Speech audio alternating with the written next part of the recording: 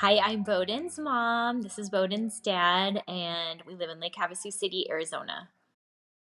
On October 5th, we left Lake Havasu City, Arizona with our three kids, and we went to San Diego, California for a little fall break vacation. That evening, Beauden went for a little ride on his little Strider bike. He fell. He scraped his knee really badly, and then we, took him back to our motorhome. We cleaned him up, sprayed him with Bactine, put a Band-Aid on, sent him on his way.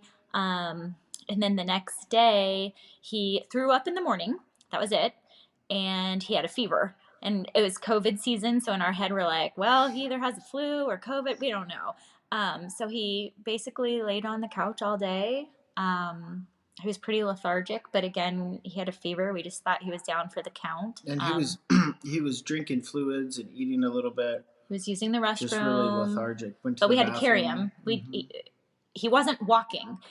So in hindsight, we're like, okay, that was clue number one. But he wasn't walking, and he would hold his knee or his foot. Yeah, He kind of well, like his knee and his foot every once in a while, but he wasn't verbalizing anything to us, and we just thought, that bike fall hurt his knee.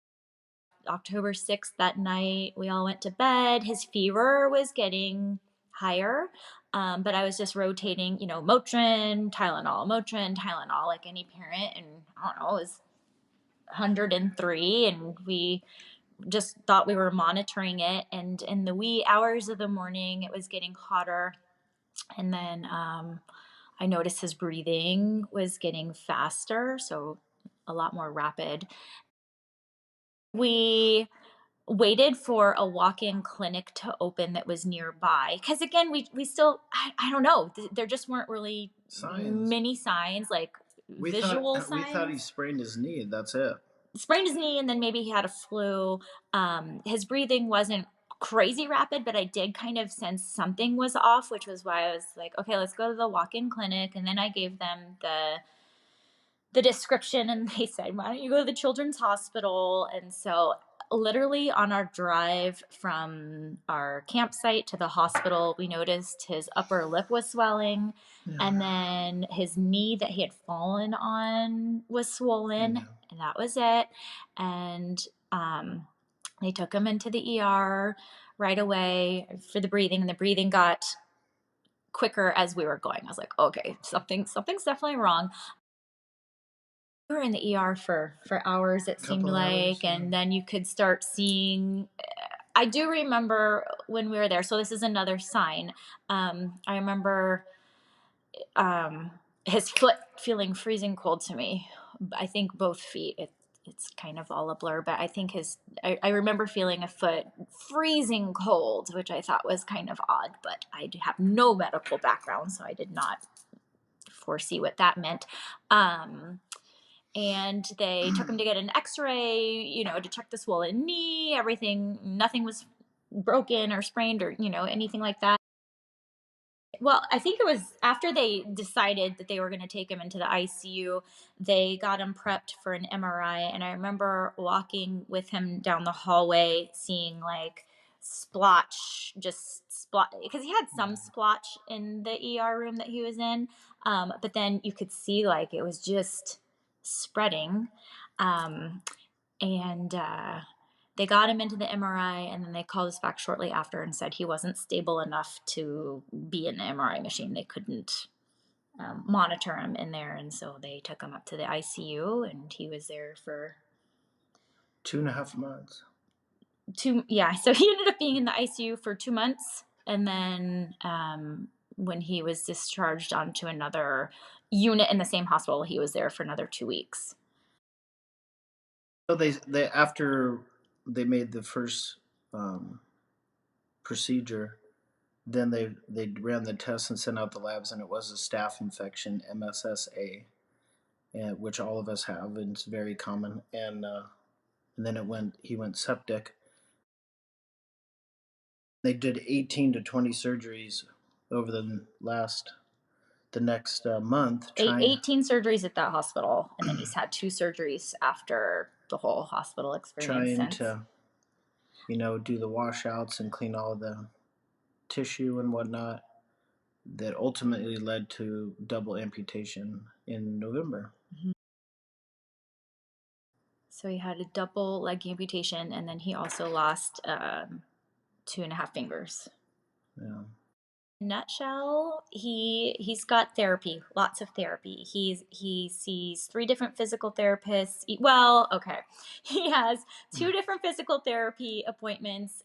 One therapist comes to his school, and then he rotates between 2 other therapists every Friday. Then he has an occupational therapist that comes to school also, and then he does occupational water therapy. So he's busy 4 times a week.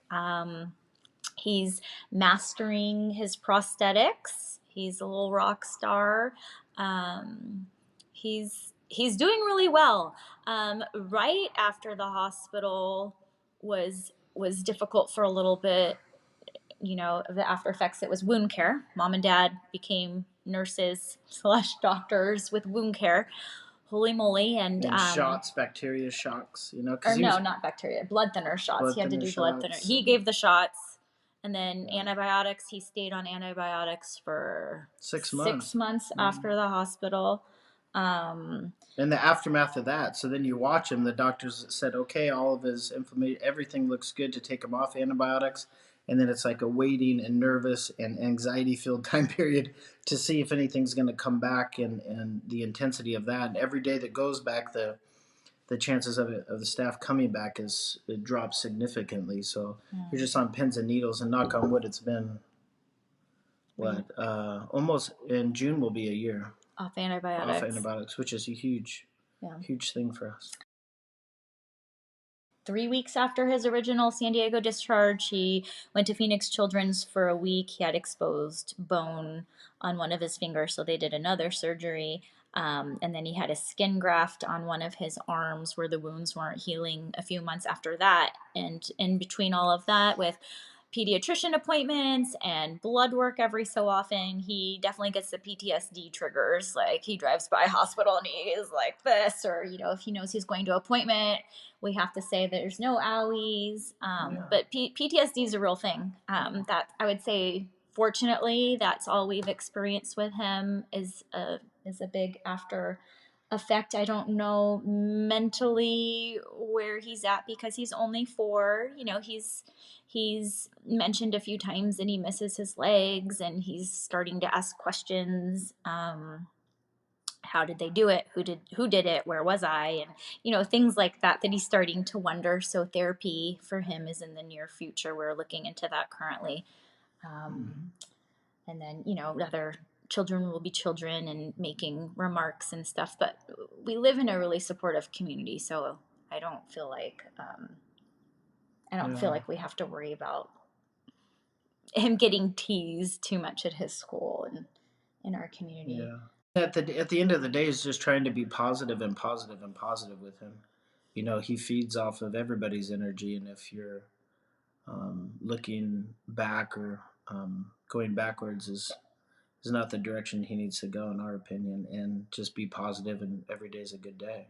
Yeah. He's with us. He's alive. He's alive, so that's a celebration every day, and he's full throttle, just 4, and nothing is holding him back. He's anything we can do, he can do better kind of attitude. He's a go-getter. He's definitely an inspiration to us and a lot of our friends and family. I feel like sepsis is sneaky. Um, as we said, we didn't have any blatant signs that this could have been. We didn't know what sepsis was prior to. I didn't even know what MSSA was. Maybe barely heard of MRSA. I don't. It was sneaky. Yeah. Like a sneaky, And every terrible parent thing. knows their child the best, I think. And even though there aren't signs, it's hard to be over paranoid about a kid falling down and scratching their leg or arm or whatever it may be, or they don't feel well. And nobody wants to rush to the hospital unless they think there's a dire need to do so. But having said that, I mean, it's hard. It's a catch-22, because you really want to watch them and see their reactions. On their, that's not their normal day-to-day activities or their whole demeanor, but just to watch them. We know our kids best. And like when we took them on that second day, it was time to go. Yeah. And I'm afraid if we took them a day before, that they might not have done labs. They, you know, Yeah, they even they might have said, sent it. They told us if you guys did the right thing, because we beat ourselves up about it all the time. for Like sure.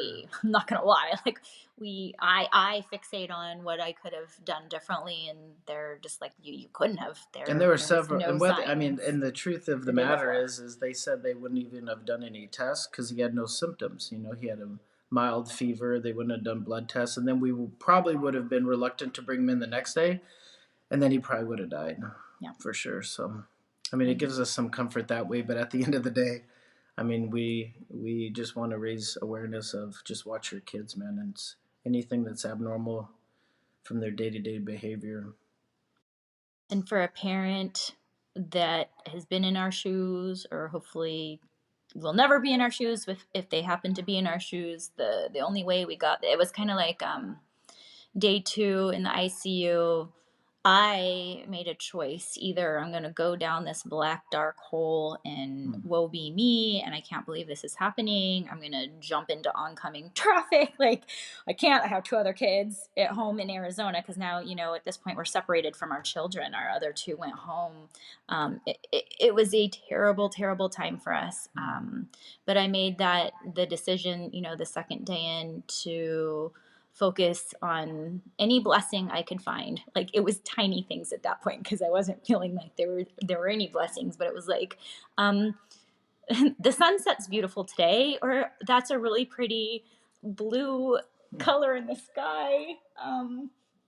Just little things like that. We had to decide to find one tiny positive thing, or gosh, that nurse's hair looks really pretty today. I mean, just the tiniest, silliest things that would be so trivial to other people, but when you're in a moment like that, it's the only thing you can do is to find the positive.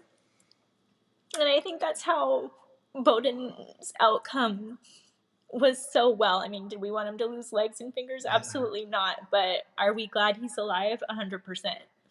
So I think by us remaining as positive as we can, it's going to help him. And have a strong faith, of course. Yeah, yeah. And we definitely grew stronger in our faith. Mhm.